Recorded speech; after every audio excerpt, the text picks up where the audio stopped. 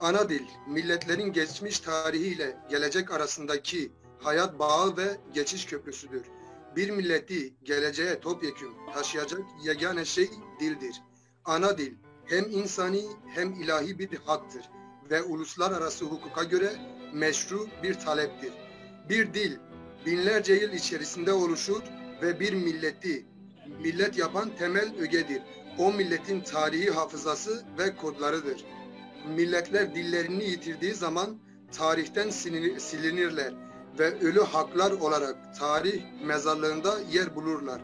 Bununla birlikte devasa bir tarih, kadim bir kültür ve bir milleti var eden bütün değerler o dil ile adeta soykırıma uğrar. Bizler sivil bir halk hareketi Ezkurt olarak insanlığın ortak hazinesi ve mirası olan tüm dilleri sahiplenmekle birlikte bin yıllardır kendi kadim topraklarında yaşayan ve tarihe mal olan Kürtçenin yok olmasına, erimesine asla razı olmayacağız. Ve bu uğurda meşru tüm yollara başvuracağız. Şiddetin her türlüsüne amansız ve şartsız karşı olan bizler gerçeğini ideoloji, partisel çekişmelerin dışında tutuyoruz.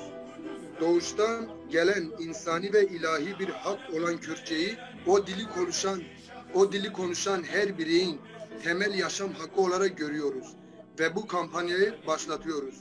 Ana dilde eğitim talebimizin hiçbir politik ve siyasi arka planı yoktur ve tüm ideolojilerden, cemaat ve partilerden bağımsız bir şekilde sivil bir akıl ve vicdani bir refleksle talep ediyoruz.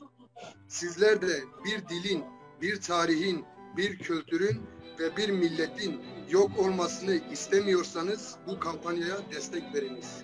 Ev kateçler guarep şemu mecari persi go xwandin go med yadıya mego disan çiye mamos de işte mezin go xwandin go meyasisen go çiye go disa xwandin yani ez wer bawer dikmer xwandin pirtişki gringe yani mühimeş boy me gelli kurt.